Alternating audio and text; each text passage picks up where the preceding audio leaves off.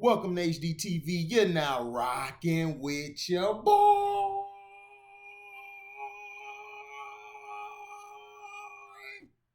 Had to pull a Kwame and hit the opera on you knuckles.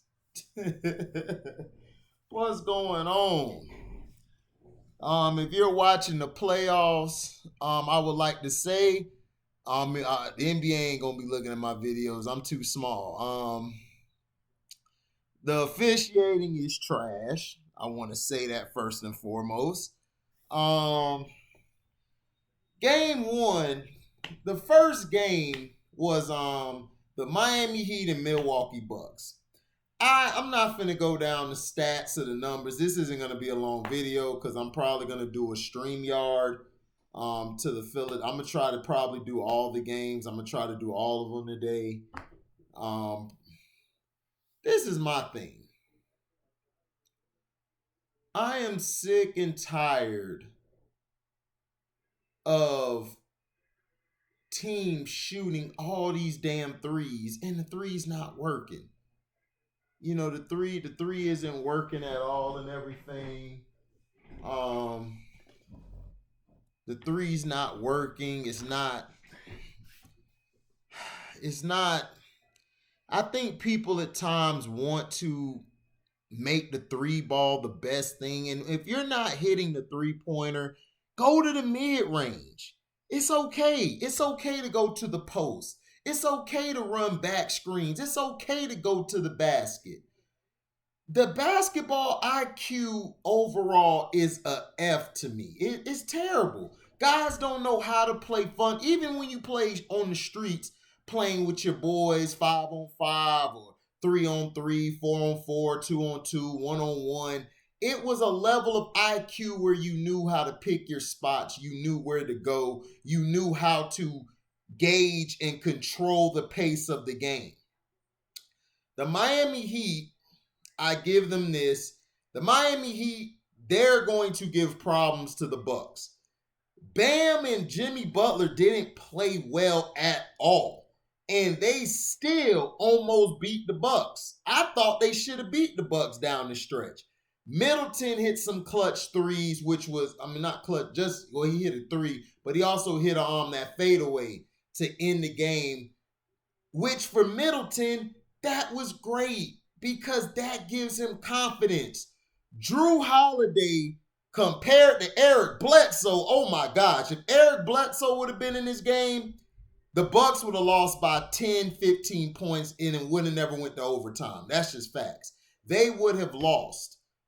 Drew Holiday shows you how it's supposed to be done at the point guard position. He calmed the game down. He slowed the pace down. He got guys in position to make their baskets. Then on the other end, he would stick Jimmy Butler. He would stick Nunn. He would stick all the guys. Dragic, when he came in, he would run through all those picks guarding him. Drew Holiday is the X factor, and he proved it. Brook Lopez, this is my problem with the Bucks. Brook Lopez needs to play more in the post. He's 7'1". He has footwork. For his size, Brook Lopez is no slouch with the footwork. He settles for too many threes, and a lot of times he could have been dominating down low because the big size the Heat had was Bam. That's basically their biggest guy. Everybody else is basically a 3 or a 4. That's it. There's no 5s really on the Miami Heat. They got the one dude, Achua, but I think he's hurt for the year. I'm not sure. I'm surprised he didn't get no tick. Kendrick Nunn, he was off today. Yesterday.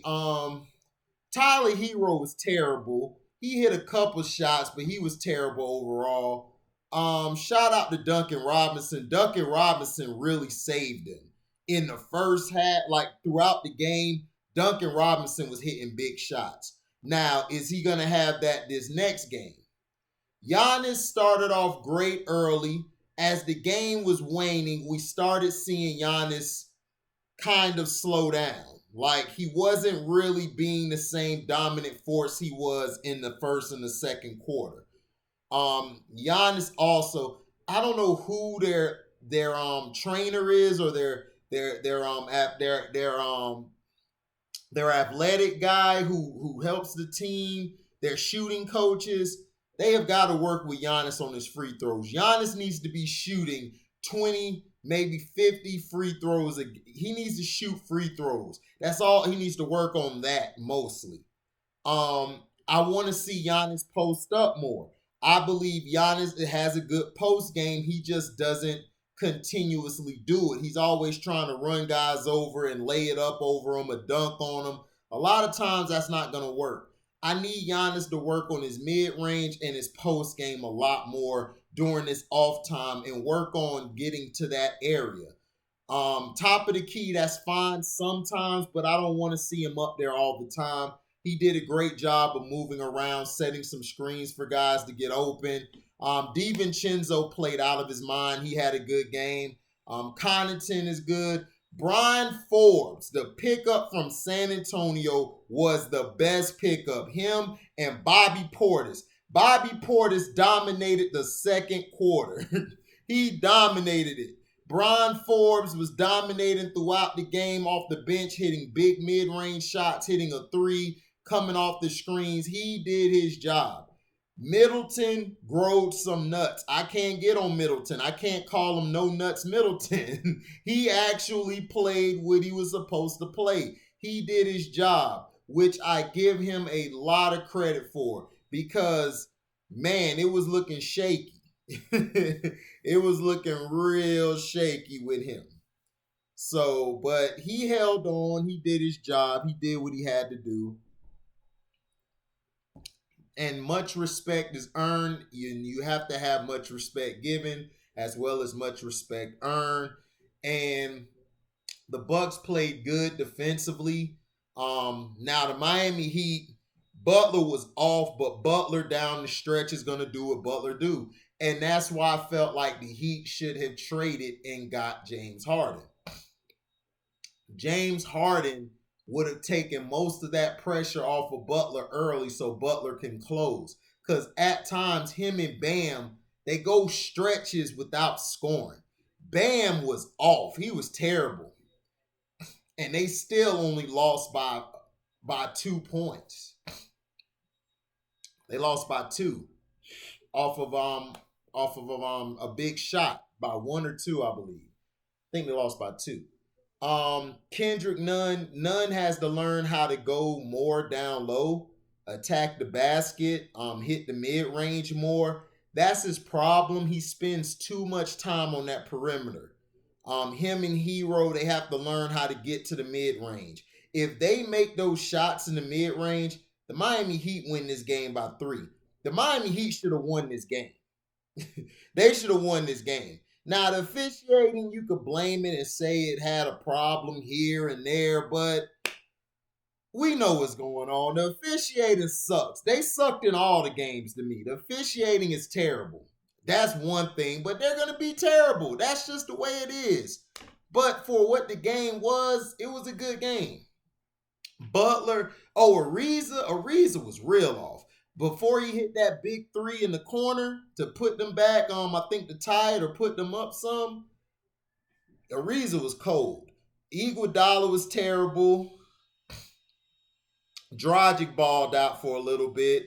Hero was off. Nunn, like I said, was off. Bam was off. Butler. And they only lost by 2. So to me, even though Miami lost this game, Miami won. They won this game, really, even though they lost. But the big picture, I could see them stealing game 2. Defensively, I've been saying it. When Miami is locked in defensively, and this is the playoffs, this is not the regular season. You can't get away. They're game planning against you. Jimmy Butler, Ariza, Bam, those guys' defense is intricate because they could bang with Giannis. They could bang with Giannis the whole game. And that's why Brook Lopez needs to stop shooting all them threes and get into the post and cause matchup nightmares to help Giannis. Because if he's scoring in the post doing his job, Giannis can creep on the backside, get the ball, dunk it or lay it up, do whatever he's at, or can make the extra pass easier, and that'll open up the floor more. So to me, that's his problem. Brook Lopez settles for too many threes. He was bailing Miami out. And I agree with Sino, what he said about the Olenek. That was they should have kept Olenek. Because if they had Olenek in this game, they would have beat the Bucks. The Bucks couldn't match up with that. Portis is good and everything, but they could have dragged Portis a lot out the paint with Olenek. But overall, Drew Holiday is a big upgrade over Eric Bledsoe. Because if the Bucks had Eric Bledsoe, they would have lost this game by 15 points. But because of Drew Holiday's ability to run the point, the ability to guard multiple players that are big or small, that really helps them out a lot. So I give that game, to me, that game was a B+. I give it a B+. The only reason it's not an A is because of the referee and the officiating. The officiating was terrible. But I give it a B+. So the next game was the Clippers and the Mavericks. Basically, the Clippers just do not match up with the Mavericks. Kawhi Leonard came to play. Kawhi was balling from the beginning to the end. Paul George had probably one of the worst first halves. Usually it's opposite. Paul George has a great first half, and then he sucks in the second half. Or he might just have a whole bad game. If his game is all the way bad, he just has all the way bad game. So I give No Planners Paul a little kudos today because he actually played through and did what he had to do. This would mess the Clippers up. And I'm going to get to the Mavericks, but this is what messed the Clippers up. Tyronn Lue, if you do not put Reggie Jackson bum ass at the end of the bench, I'm going to choke you. And then, why didn't you play Boogie? You should have played Boogie and Terrence Mann. Look, start Rajon Rondo. When he goes to the bench, let Paul George or Mann or somebody run the point. That's all you got to do. Reggie Jackson is not going to help you in this series.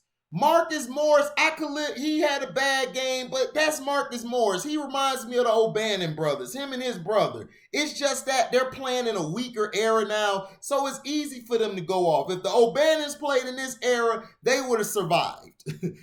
Seriously. I could live with that. But you cannot have Reggie Jackson in the damn... Why is he starting? Why? You could have had Pat Bev start. If he's on minute restrictions, you should have had Terrence Mann start.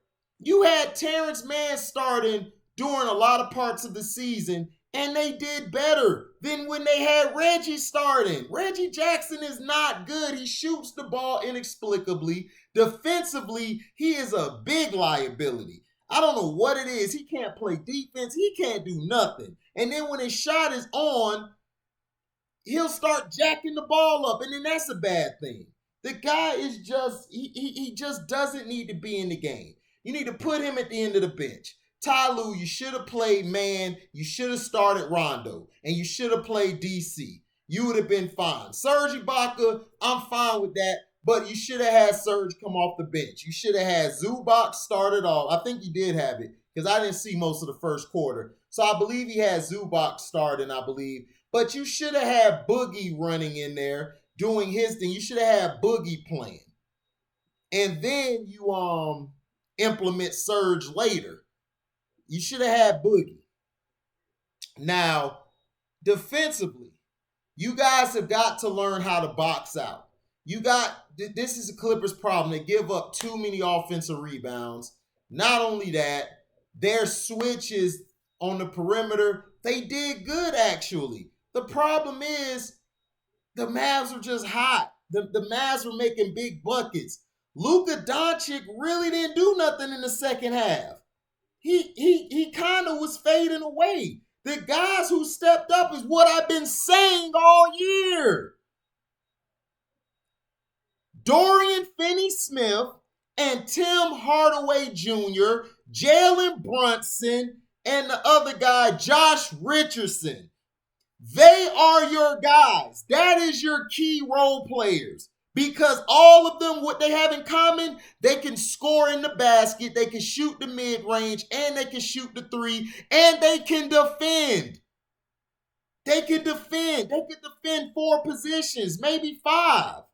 No, I say 3 to 4 positions. Jalen Brunson could guard 2 positions. Tim Hardaway Jr. could guard 3. Finney-Smith, how he's built, he could cover 4 positions. Richardson could guard 3 positions. So you got guys who are interchangeable on that perimeter when they're defending. When they're defending, they can switch off. They can switch on the Kawhi. They can switch on the Paul George. They can switch on Rondo. Rondo was killing them the whole game. That's why you start Rondo, Ty Lue. If you would have started Rondo, none of that crap would have happened when the Mavs jumped up to a 15-to-some lead. What is you doing? This is the reason why nobody respects your ass. You don't know how to coach. You suck at coaching. If it wasn't for Kawhi going off or Rondo doing this thing, man, this Clipper team would have been blown out. Y'all would have been blown out. And Paul George in the second half waking up, hitting some big shots. Y'all would have been blown out. You got to think. Now, you're not going to me, Luka, he's good. He's not great. Luka is very streaky. Luka at first, he'll start off great. It depends on the game. If Luka starts off bad, that's when you put the dogs on Luka. You force him to shoot those shots he's been trying to shoot. He's going to miss those at times. Now, if he makes them, live with it. Move on. Kleber, all of them guys, Powell, them guys, body their ass up. And Porzingis, they are weak. Just body them up. Put that forearm in their ab and push them. Bump them. Do something. Don't just sit there and let them run through the lanes and get to their spots. Of course they're going to hit it because you're just letting them run free. If you get a foul, get a foul. See, this is why I miss the old NBA. If somebody got 2 fouls, all right, you up now. This guy come in, you bang him. They can't foul all of y'all out the game. They need players to play in the game. Come on, man. Smarten up. You guys have got to play better on that. But like I said, Jalen Brunson, Dorian Finney-Smith, Tim Hardaway Jr., and Josh Richardson, them 4 guys saved the Mavericks because the Mavericks were finna lose this game. Because second half, Luka played like trash. He played trash in the second half. He was missing everything. I think he made a couple shots, but they were irrelevant. Dorian Smith hit that 3, think from the elbow. Josh Richardson hit a 3, and then Josh Richardson got that basket at the end of the third quarter, which was key because that put the pressure back on the Clippers. That was a great play. So to me, this game here, I say was a B as well. This was a B. Wasn't a B plus, it was a B. Because the Mavericks came out, punched them in the mouth, let them know, gave them that little hit, said, hey, we here. We here. Now what? Now Clippers is in your court because you got to win next game or you're going to go down 0-2. But the thing is, I wouldn't be worried about the Clippers. The Mavericks struggle at home. They are terrible when they play at home. I don't know why, but the Mavericks are a better road team than they are a home team. So if the Clippers win 1, they could easily win 2 in Dallas. But Tyronn Lue has got to adjust. You have got to adjust. If you can't adjust, then what are you coaching for, bruh? You should have started Rondo. I don't care. You start Rondo. Rondo starts because you have no point guard outside of him. And then you do not play Reggie Jackson. You leave his ass at the end of the bench. If you're going to bring him in for like 3 minutes. or 4 at each quarter. That's it. You got to do him like the Magic did Anthony Johnson back in the day. When he came in, he played for a whole 8 minutes, and then they sat his ass down for the first half. The next half, they played him for another 8 minutes. Boom, they sat him down. Because he's like Reggie Jackson. They'll get ahead of themselves and think they're going to win the game. You got to think. You an idiot, dog. Tyronn Lue lost this game. It wasn't because of Morris missing it. Tyronn Lue and them could have won this game. Tyronn Lue, dumbass, did not put Rondo in early. And then he should have put Terrence Mann in. When Marcus Morris is struggling, throw his ass at the end of the bench. He don't got it. Put Terrence Mann in. Let the young bull run. You let the young bull play all year. He did good. He did way better than he did because he got time. This is the problem that happened to y'all last year when y'all lost to Denver. Y'all kept sticking with Morris and he was cold down the stretch. Y'all were sticking to Reggie Jackson. He ain't it. Throw their asses at the end of the bench. Move on. Move on. But shout out to Dallas for winning this game. I give a B. Now, the third game was the Brooklyn Nets against the Boston Celtics.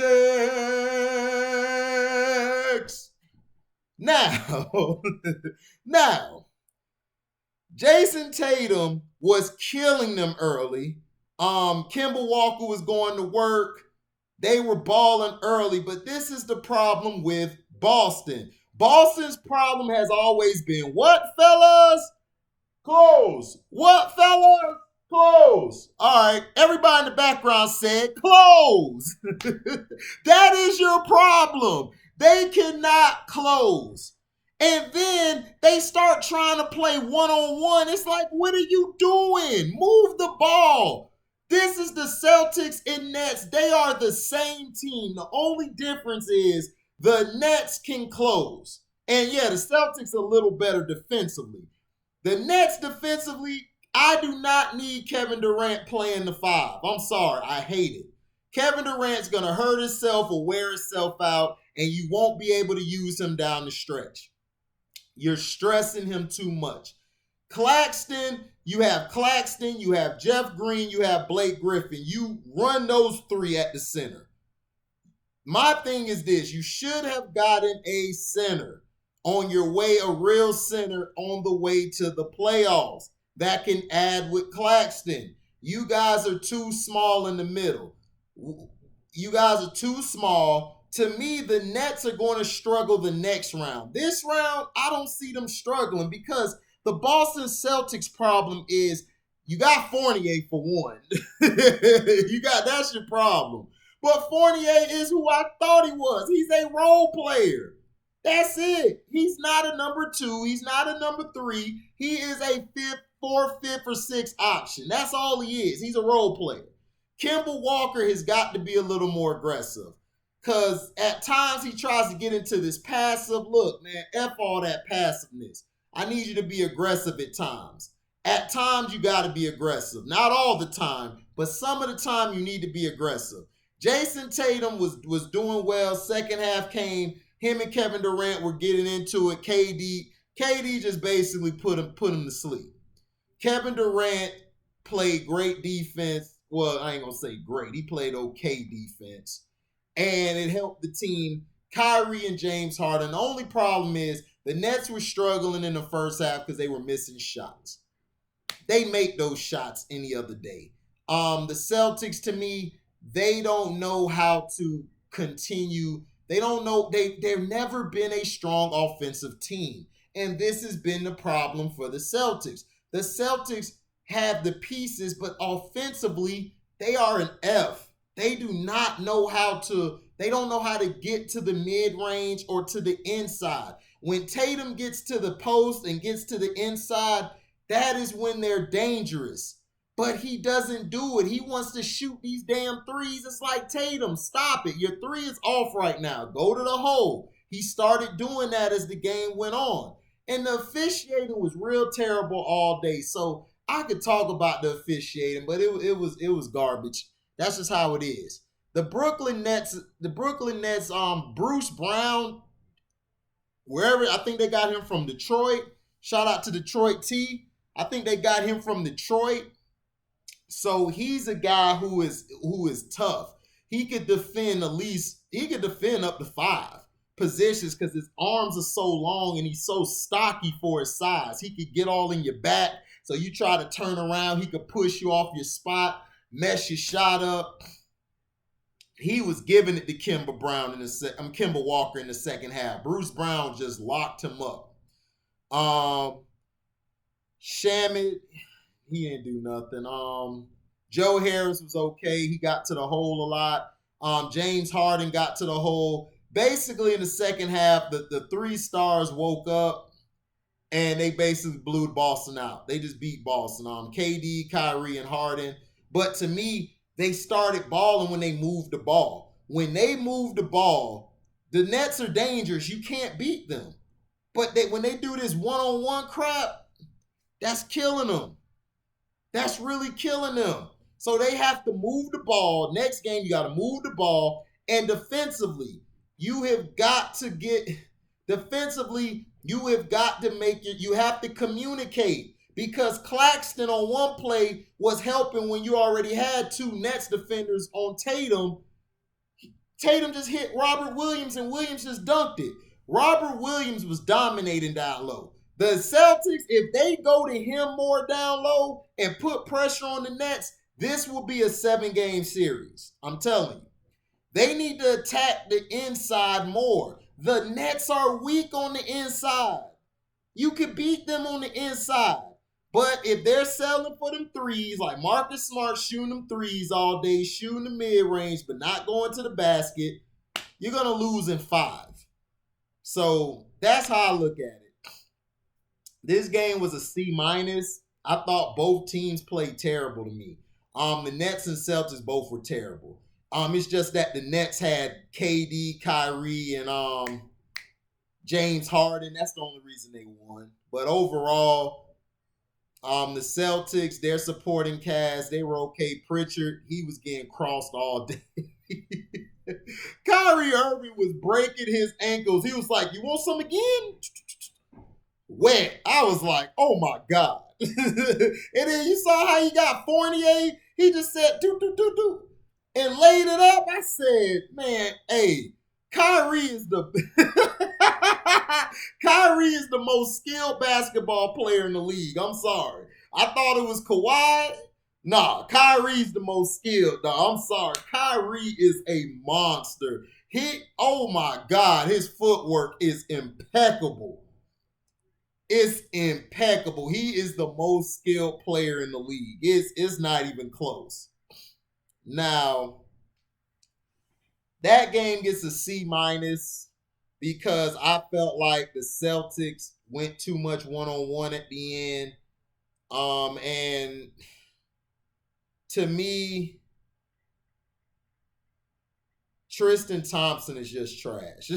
They need to find a way to get rid of him next year because he cannot switch his rebound. He got some rebounds, but KD was boxing him out. KD was moving him around. And I'm like, dude, you bigger than KD, except he taller, but girth-wise, dog, you bigger than him. You letting this little... I don't know what they see in Tristan Thompson. They need to get rid of him. He's terrible. Terrible in Charles Barkley voice. Now, hold on. Let me see what happens in this game. Because the Sixers play today. I think they play first. Yeah, they come on 11. All right, about 10 minutes. All right, now, Denver and Portland. And it's not so much that Denver missed Murray. I'm going to tell you who Denver misses. This who Denver misses. Denver misses Jeremy Grant, who had a breakout year. Shout out to Jeremy Grant, who played with the Detroit Pistons, the D. And they're missing a guy who's in Utah. Is he in Utah? Hold on, let me see. Hold on, I just got to check and see where this guy's at.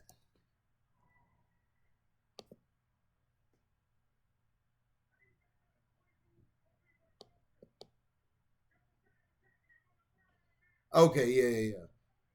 This guy here is in Phoenix. He was in Milwaukee, then he was traded to Phoenix. Okay. Torrey Craig. They miss Torrey Craig and they miss Jeremy Grant's wing presence. Because if they were there, Damian Lillard and them would have lost. Because that was the only reason why. Because Lillard and them and Melo and them were able to get off because they have nobody on the perimeter to guard anybody. And this is what we were saying. Yeah, they missed Jamal Murray down the stretch because I believe Murray would have took this game over. They would have won. Michael Porter Jr. played great, but the problem I have with Michael Porter Jr. is Michael Porter Jr., when it gets waning in the game, he does not continue to stay playing at a high level. Jamal Murray usually starts off up, down, and then he'll end up. Michael Porter will start up and then he fades late. And he does this a lot. And this is why I'm not sold on him yet. Maybe with some time he could be that guy. But I don't know. Joker, look, he has got to stop complaining. Just play. It is what it is. You either going to get the call or you not. Just keep playing. If your team seeing you do all this and you look defeated, like your body language showed you're defeated. That's why I miss Jamal Murray. I wasn't saying, and this is to Demetrius Funches and his homeboy, I'm not saying being a number one doesn't mean you score most of the points. There's been guys before who scored a lot of points, but they weren't the number one.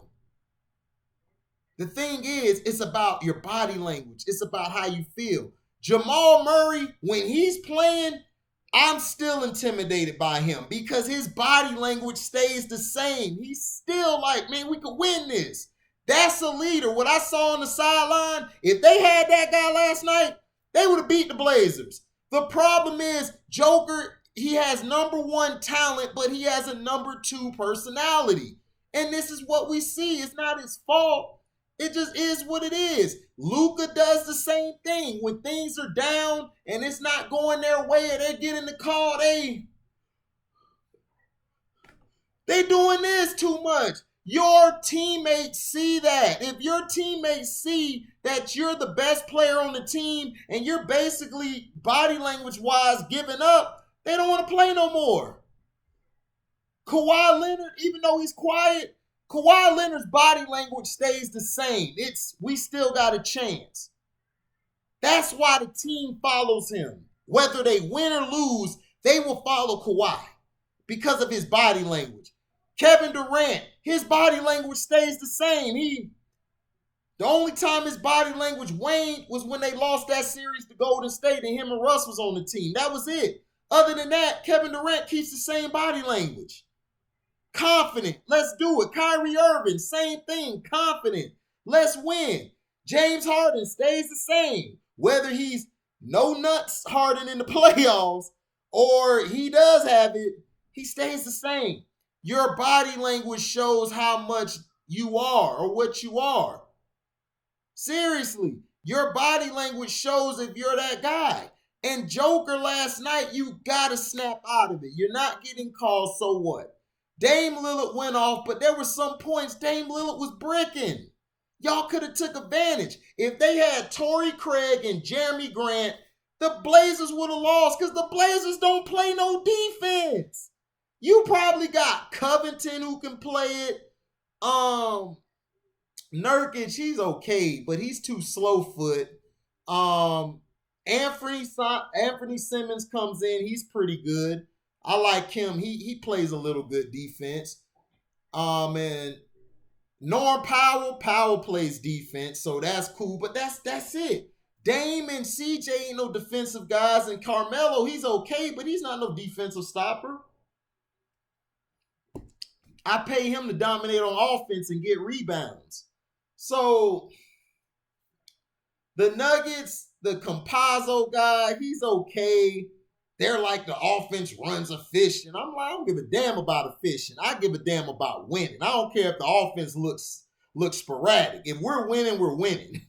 It's about who got dog in them and who don't. The guy Howard, they need to keep him in the game more. He got heart. He got dog in him. Aaron Gordon got posterized. Nurkic just posterized his ass. I was like, oh my God.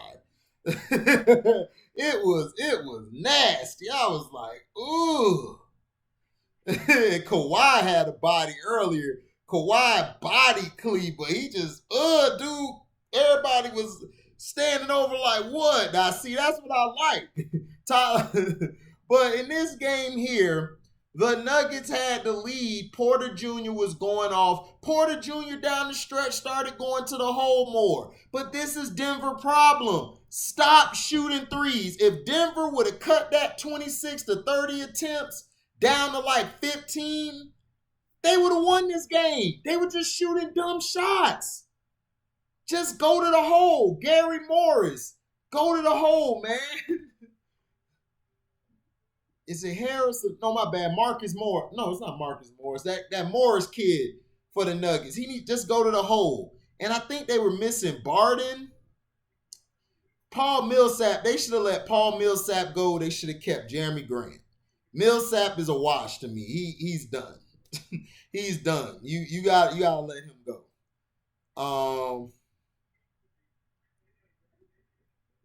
So that was the difference. The Nuggets, they lost heart because they weren't getting all the calls, and they missed those two wing guys. If you would have had Craig and Jeremy Grant, Blazers would have lost because they would have shut McCollum and Lillard down. They'd have shut all that down. So the Nuggets made a mistake by getting rid of those two. They should have never got rid of them. They should have let Millsap walk, and they would have been fine. Or they should have let Millsap walk, and they should have got rid of Gary Harris because Gary Harris gets hurt too much. I don't even think he played that night. I think he was hurt again. He's always hurt. They should have let him go. So I gave that game a D plus. No, I give it a C minus. That game was a C minus, and the Nets and Celtics was a C minus. The Clippers and Mavs game was a regular B. And in the first game, Miami and Bucks, which I thought was the best game overall, was a B plus. I'm finna watch the games today. I might have a StreamYard. I saw Cino had one real late, man. I went to sleep, but I caught the after, man. It was good, man. Great StreamYard, y'all. I want to give some shout outs. Please go subscribe and support. First and foremost, Carcino for Life, because that's where I got my start off of. If it wasn't for him, I would not have the platform that I have. And also, shout out to Ticket TV. He doesn't know me, probably never heard of my channel. He seen me one time, probably on his thing. I don't know if he remembers me, but shout out to that brother, man. I don't agree all the time what he say, but the guy's great. He's probably the best. Him and Cino to me are the best on YouTube. Shout out to Jada Black. Go subscribe to him. Jada Black is amazing. I mean, he talks about a lot of relationship things, something I have no idea about. I can't keep no woman, and I don't get women like that, so I struggle. But I know one thing I don't do. I don't pay for it, though, and I will never pay for it. Like my boy Sean J said, if I had to pay the busser up, my right hand would be rich. Shout out to Who Did It This Time. He is a huge supporter of this page. Please go to his page. I love his driving lessons. Those really are inspirational. Who Did It? I'm glad whenever you make them, please make some more because they inspire me. I know I don't be able to comment on all your videos, but this time I take, because it's hard. I try to put out as much content as I can because I just want to stay in it, stay with that drive, be better than my last video. But go to Who Did It This Time's page, man. He does his thing. And shout out to C Pen for the win. That's my brother there too, man. AKA a Buku. That's a Buku. That's my boy Buku. That boy go off quick on you. He got two sides to him. He got the C Pen that's PC and nice. Then he got the Buku. Man, hold up, HD. Man, hold up. Man, I got he try to flex. His voice can only go so high, but it's cool though. Shout out to Uncle Frank, man. I didn't give you a shout out the last time, Uncle Frank, for coming to the StreamYard. That's my fault, man. Shout out to Uncle Frank for that.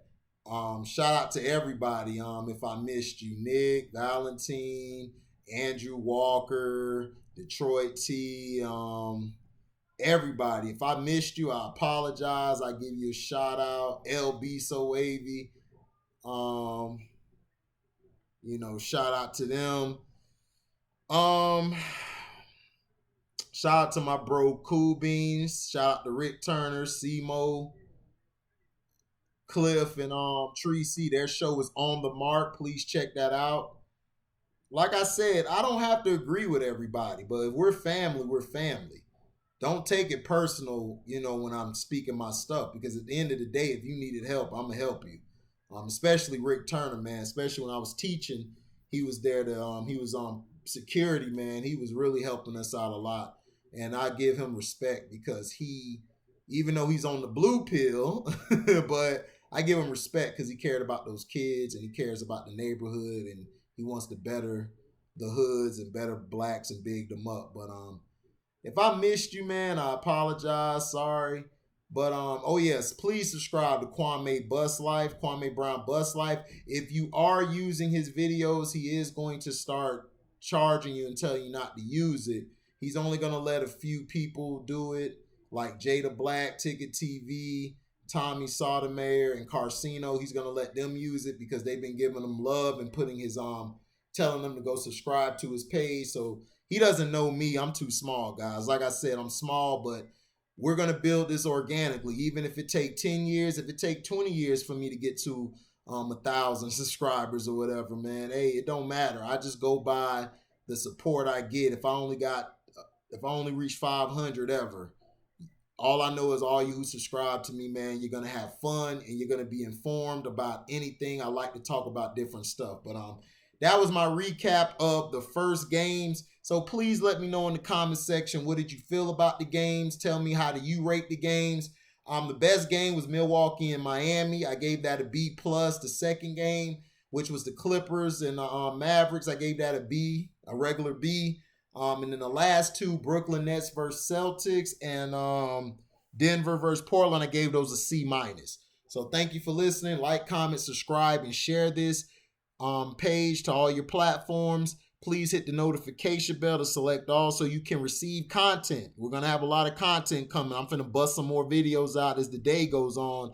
And we'll probably do a StreamYard tonight. I'm not sure. I got to see if Cino going to do one. He did one last night. So go check that out, Carcino for Life's page. Oh, yeah, his Screen Fiend movies.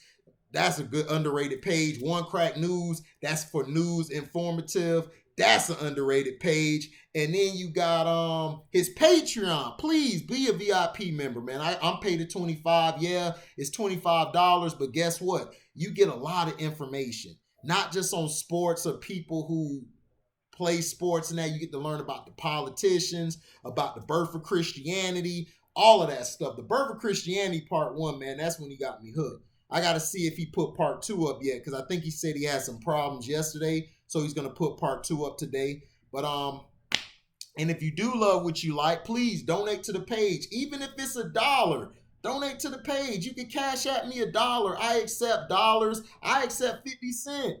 I accept $100. It doesn't matter. Whatever you can give it to the page so the page can grow. All that money I got, I ain't got that much donations, but at the same time, I use those donations to build the page up and to bring you guys more content. So thank you all for listening. You can cash app to and the word welcome, the number 2, and an HDIITV. Thank you all for listening. We out. Daisy!